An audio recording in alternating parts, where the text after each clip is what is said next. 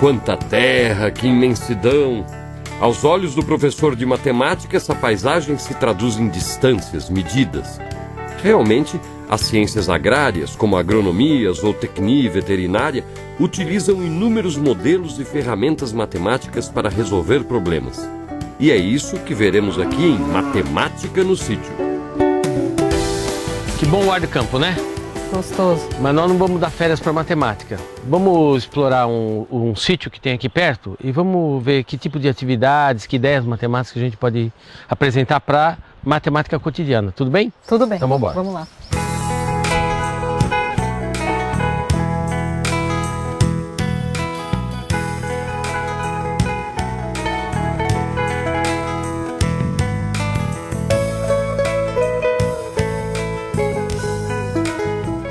Liliana, essa paisagem aqui cheia de obstáculos, tipo barrancos, rios, ainda assim é possível medir distâncias inacessíveis, né? Esse é um dos primeiros motes da trigonometria, medir distâncias que a gente não consegue atingir. Se eu estivesse dando aula no campo, por exemplo, propor isso para os alunos. E eles têm que fazer medições angulares, medir distâncias lineares e ver até que ponto a trigonometria básica ajuda eles a resolver. Por exemplo, a aplicação possível em trigonometria é descobrir a largura desse lago. Com o Bigode ali, nós vamos representar um triângulo retângulo. Bigode, dá uma caminhada daqui até o Caramanchão.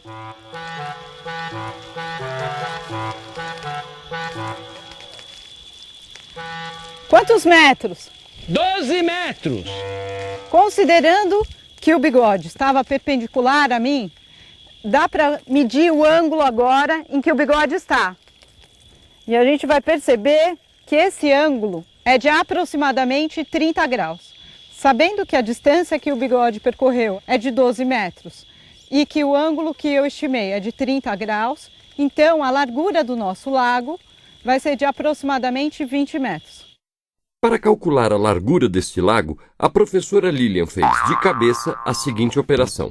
A tangente de ângulo é igual ao cateto oposto dividido pelo cateto adjacente. Ela estimou o ângulo em 30 graus. Consultando uma tabela trigonométrica, veremos que a tangente de 30 graus é aproximadamente 0,57. Substituindo esses valores na fórmula fica assim. A tangente de 30 graus é igual a 12 metros dividido pela largura do lago. Multiplicando em cruz, temos a largura do lago igual a 12 dividido pela tangente de 30 graus. 12 metros dividido por 57 centésimos é igual a 21,5 metros. Muito próximo à estimativa de 20 metros feita de cabeça pela Lilian.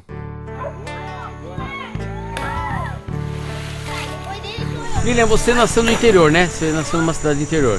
Nasci em São Paulo, mas morei no interior por muitos anos. Aqui você está acostumado com grandes distâncias. Nós estamos aqui, né, nessa fazenda. Tudo aqui se mede, não se mede mais em metro quadrado aqui, né? Essa fazenda aqui se mede em metro quadrado ou como é que você mede essa fazenda? Não, é por alqueire. É alqueire, por alqueire. Por alqueire, aí depois cubica em metro quadrado. O sistema métrico decimal é relativamente recente. Ele foi instituído a partir da Revolução Francesa, no ano de 1791. Logo depois, os principais cientistas franceses do século XIX contribuíram para o estabelecimento de um sistema universal que se mostra bastante prático até hoje. Ele homogeneizou vários sistemas de medida que existiam desde os tempos dos gregos e romanos. Antes dessa data, cada região da Europa utilizava distintos padrões de medidas e pesagens, o que gerava muitas confusões entre os mercadores, funcionários públicos e cidadãos comuns. Uma das principais unidades do sistema métrico decimal é o metro, que pode ser dividido em 10 decímetros, 100 centímetros ou 1000 milímetros. A unidade diária do sistema métrico decimal é o are, que corresponde a um quadrado de 10 metros de lado. 100 ares equivalem a 1 hectare, ou a uma região com 10 mil metros quadrados, que equivalem aproximadamente ao tamanho de um campo de futebol oficial. A maior parte das crianças que estudam na cidade não sabem o que é um alqueire, porque elas mal conseguem imaginar um tamanho de uma terra grande, né? O máximo que elas conseguem imaginar é, por exemplo, o tamanho de um campo de futebol. Quantos alqueires tem essa fazenda aqui? Aqui? É. Aqui tem 8 alqueires. 8 alqueires. É aberto. Agora, Mas que tipo de alqueire é? Paulista? É alqueire paulista. tá. Mineiro? Mas que negócio é esse de alqueire? Você sabe dizer o que é um alqueire? Um Quanto alqueire que é um é alqueire, 24 Paulo? mil metros quadrados. 24 mil metros quadrados. É. E você falou paulista porque você está falando de outro alqueire, né? Tem diferença entre o alqueire paulista e o alqueire mineiro, por O exemplo? que você sabe sobre o alqueire mineiro? O alqueire mineiro é 48 mil metros quadrados. O nome alqueire vem do árabe al-kail. Al-kail era o nome que se dava àquelas bolsas ou cestos que se colocavam nos animais de carga, penduradas nos dois lados do seu dorso. Há mais ou menos uns 1000 anos, a capacidade das cestas é que passou a se chamar alqueire, que era usado para indicar uma certa quantidade de grãos. A medida do alqueire em grãos variava de localidade para localidade, até que Dom Manuel I, aquele que era o rei de Portugal na época da descoberta do Brasil, definiu por decreto que o peso de um alqueire seria 13,1 litros. Mais tarde, cerca de 200 anos depois, um outro decreto fixou o alqueire em 13,9 litros. E os camponeses arredondaram esse número e passaram a chamar de alqueire a porção de terra que se podia semear com 14 litros de sementes.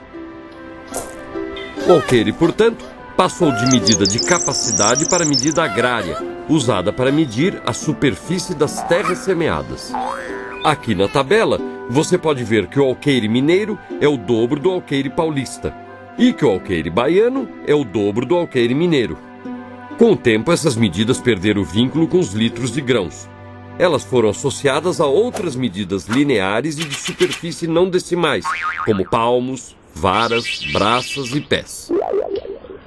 Praticamente todos que viveram na antiguidade, como os babilônios, egípcios, gregos e romanos, usavam as partes do corpo para medir coisas e distâncias. A polegada, por exemplo, é a medida aproximada deste osso do polegar e equivale a cerca de 2,5 cm. Um pé equivale a 12 polegadas, ou cerca de 30 centímetros, o tamanho aproximado de um pé. Um palmo mede cerca de 22 centímetros, 5 palmos equivalem a uma vara, e 2 varas a uma braça. Você sabe o que é uma braça? Deve ser a distância do braço, alguma coisa relacionada com o braço? Não é, mas sim com os braços abertos, né? Obviamente, a distância entre as pontas dos meus dedos não dá uma braça oficial, porque eu não sou uma pessoa alta, tá? Mas uma braça oficialmente é cerca de 2,20 metros. Uma braça quadrada é um quadrado 2,20 por 2,20. Quanto é que vai dar isso daí? 2,20 por 2,20 dá 4,84. Então dá 10 mil braças quadradas, tá? Paulo, agora eu vou conhecer seus 8 alqueires aí. Vamos conhecer os 8 alqueires do Paulão, tá? Vamos lá. E nos 8 alqueires paulistas do sítio do Paulão, quantos campos de futebol vão caber? Um campo de futebol oficial é um retângulo de 120 metros de comprimento por 90 metros de largura. São 10.800 metros quadrados. 8 vezes 24.200 é igual a 193.600. Dividido por 10.800 dá 17,92. Ou seja, no sítio do Paulão cabem cerca de 18 campos de futebol. Toninho, isso aqui que você trouxe a gente, o que é exatamente? Esse é um viveiro final da muda antes do campo. Antes do campo. Antes Tá. do campo. Quanto tem aqui de mudas? De muda Aproximadamente. temos aqui 28 mil. 28 mil. Eu acho isso daqui um contexto fantástico para trabalhar a ideia do aproveitamento ótimo, né, da área, não é verdade? É verdade. Essa imagem, né, impactante, né, de 28 mil mudas, ela sugere problemas interessantes. Por exemplo, você imagina que a gente consegue descontar O corredor? o corredor, né, e que essa é uma região quadrada, né? Então são 28 mil mudas, então dá para a gente calcular a medida da lateral, achando a raiz quadrada do 28 mil, saber quantas mudas tem. Se ela tivesse inteirinha colocada, né? Se não tivesse Exatamente. corredor, aí daria para considerar que cada muda representa um pedacinho da área do... Mas só a total. imagem para mim já é suficiente para formular um problema interessante para as crianças. É, bem interessante.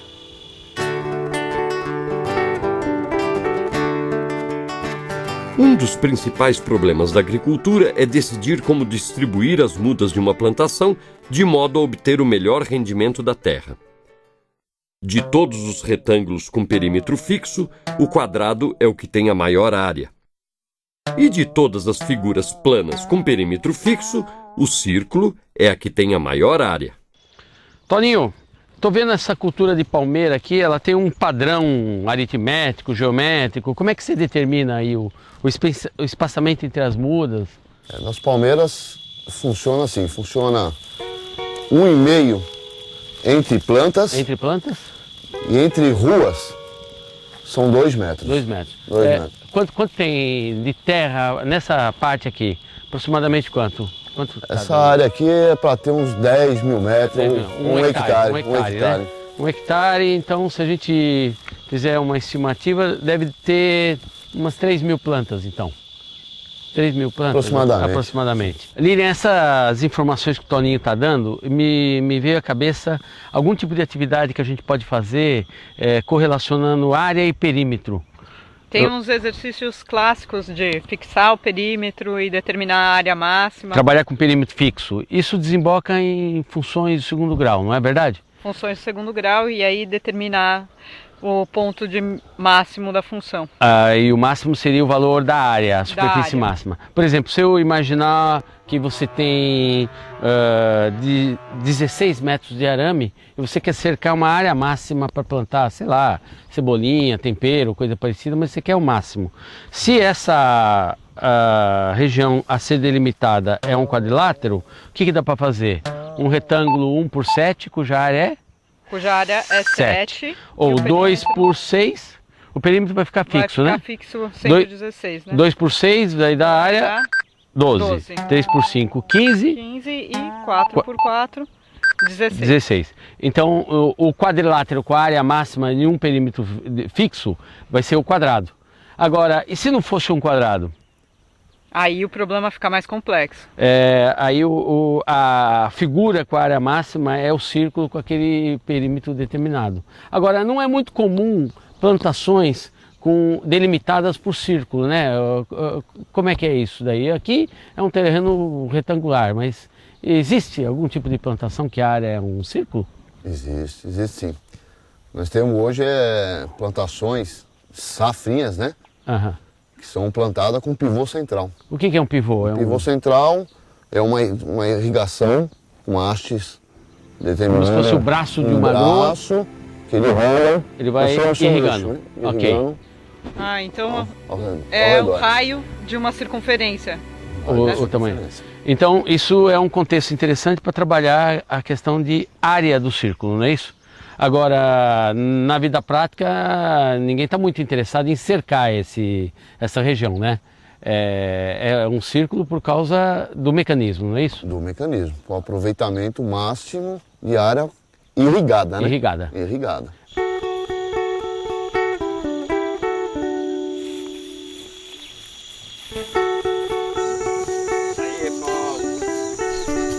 Oi, seu Paulo. Como é que você faz para determinar a dosagem de remédio pro gado? Pelo olho, né?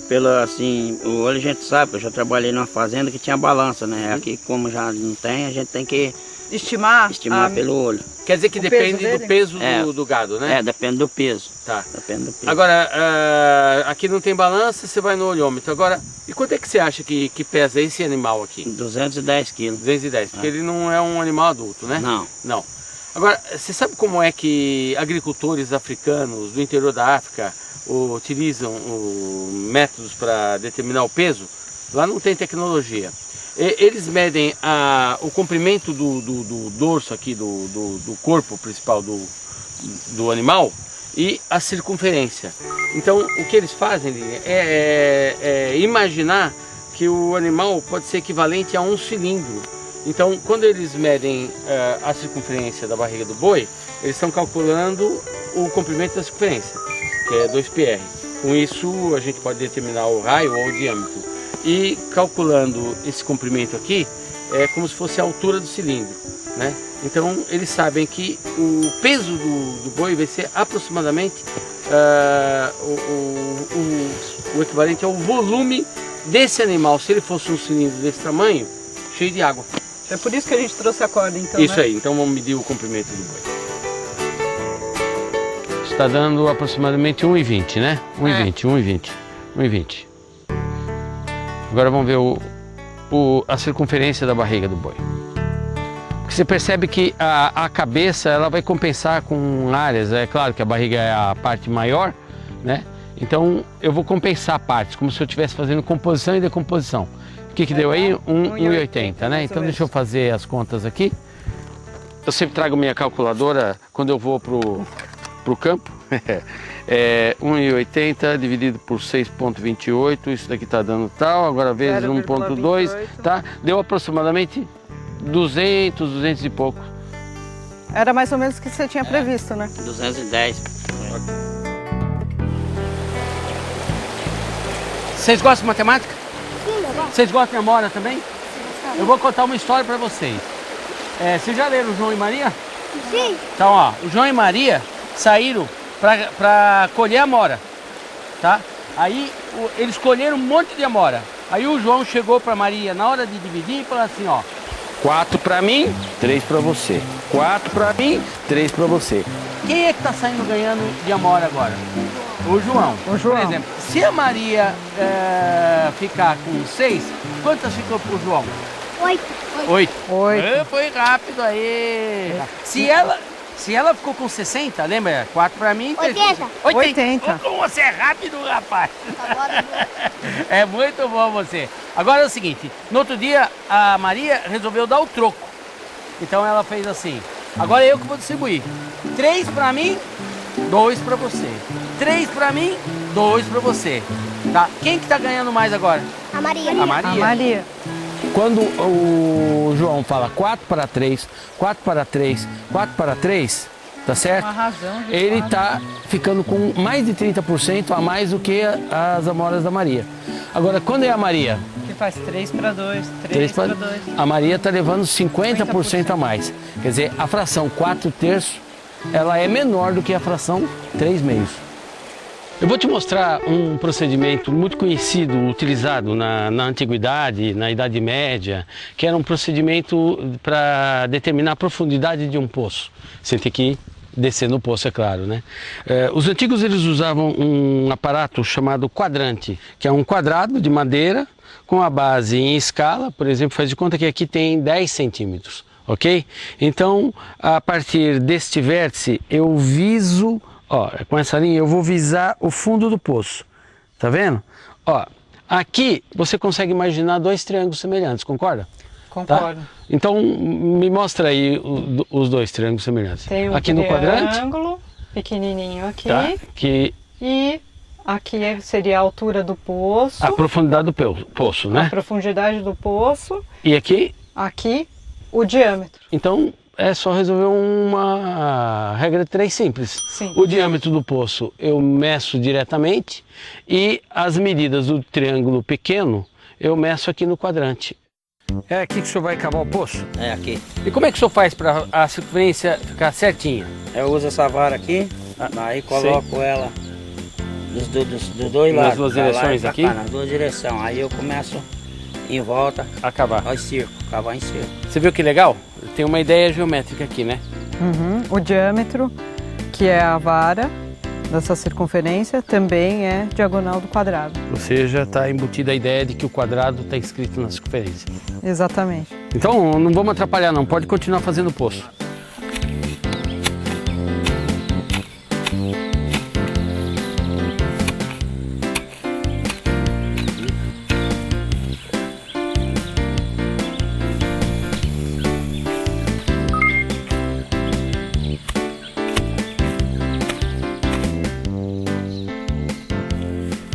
Eu costumo dar um problema para os alunos que parece meio que piada, né? Que é assim, você imagina um poço fictício de 1 metro de diâmetro por 10 metros de profundidade. Faz de conta que um homem cava esse poço em 10 horas. Quantos homens são necessários para cavar o mesmo poço em 10 minutos? como a regra é inversamente proporcional, que eles vão ver que precisam de 60 pessoas. Agora você consegue imaginar 60 pessoas dentro desse poço? Impossível. Isso é importante para mostrar que o modelo matemático ele tem que voltar para a realidade para ver se ele se adapta à realidade. Ou seja, nem tudo é proporcional.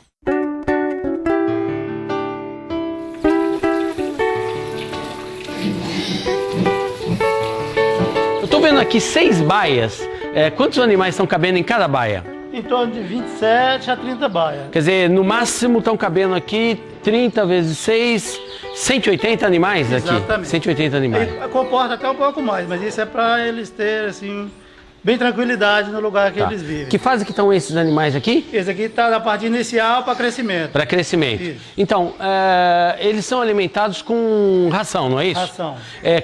O consumo de cada animal por dia é de aproximadamente quanto? Nesse caso aqui, esses animais aí devem ser em torno de 300 a 400 gramas por dia animal. Por dia, animal? Isso. Tá.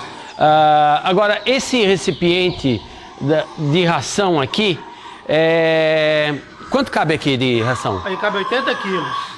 Ó, esse recipiente aqui, ele se assemelha a uma pirâmide truncada. Quer dizer, é possível usar algumas ferramentas matemáticas para calcular o volume desse recipiente. E essa é uma boa dica de atividade para a sala de aula. Lilian, sempre que eu estou num ambiente rural como esse aqui, por exemplo, nesse caso aqui que tem uma baía de suínos, eu me lembro de um problema clássico que aparecia em livros antigos, que tinha um enunciado que relacionava porcos e galinhas. O enunciado é o seguinte: num dado sítio tem porcos e galinhas, contando todas as cabeças, são 36 cabeças, e contando todas as patas, são 112 patas entre porcos e galinhas. Então eles perguntam, o enunciado pergunta quantos são os porcos e as galinhas. Você consegue imaginar qual era o objetivo de um problema como esse? Para resolver sistema de equações com 2 variáveis e 2 incógnitas. Que se espera que chamar porcos de X, galinhas de Y. Como é que ficaria o sistema? X mais Y igual a 36, 2x mais 4y igual a 112. Tá. A ideia é essa, né? Quer dizer, apresentar uma suposta aplicação de sistemas de equações. Mas aí, uma vez eu formulando isso para um aluno, ele apresentou uma solução super engenhosa. Imagina que todos os porcos levantem as patinhas de trás. São 36 cabeças. Quantas são as patas no chão? 72. Que é 2 vezes 36. 2 vezes 36. Tá. Como eram ao todo 112 patas, então quantas patas estão levantadas? 112 menos 72, 40 patas estão levantadas. Todas de porcos. Dividindo por 2 dá? 20. 20. Então 20 são os porcos. Como eram 36 cabeças, 36 menos 20? 16. Então, Lilian, eu acho que a gente conseguiu mostrar uma grande diversidade de situações contextualizadas para explorar matemática a partir do campo, do meio rural, esse tipo de contexto. Nós conseguimos abordar tanto a geometria quanto a parte de medidas, que é uma coisa que num contexto rural fica muito mais significativa. Certo. Tem uma cultura muito rica esse ambiente, né? Muitos professores me escrevem ou pedem dicas de como é que eu posso ensinar tal conteúdo de modo que seja interessante para os alunos. Olha, aqui a gente trabalhou com medida de terreno, com formas, deu um sentido para a trigonometria. Você gostou daquelas ideias de distâncias inacessíveis? Uhum. Né? Isso dá para simular tanto em lugares mais amplos, como aqueles que a gente explorou, como também num bosque, medindo a altura só da árvore. Então, que outras ideias você acha que a gente ainda pode explorar nesse contexto do meio rural, do campo, da produção? Por exemplo, quando a gente fala de líquidos, a gente poderia explorar o leite da vaca e falar Isso dá mote para explorar proporcionalidade, volumes, medidas, etc. Pois é, eu acho que isso que a gente mostrou dá sentido para uma das recomendações dos parâmetros curriculares, que é trabalhar com projetos interdisciplinares, não é? E, então você gostou todo esse trabalho que a gente fez? Adorei. Então vamos comer um queijinho lá, que o pessoal fez com leitinho. Esse foi um belo cenário onde o professor Bigode e a professora Lília exploraram a matemática prática. Se você dá aula em escolas rurais ou pode levar seus alunos ao campo, aproveite para dar aulas criativas, explorando o que o sítio ou a fazenda podem oferecer, porque também aí tem matemática em toda parte.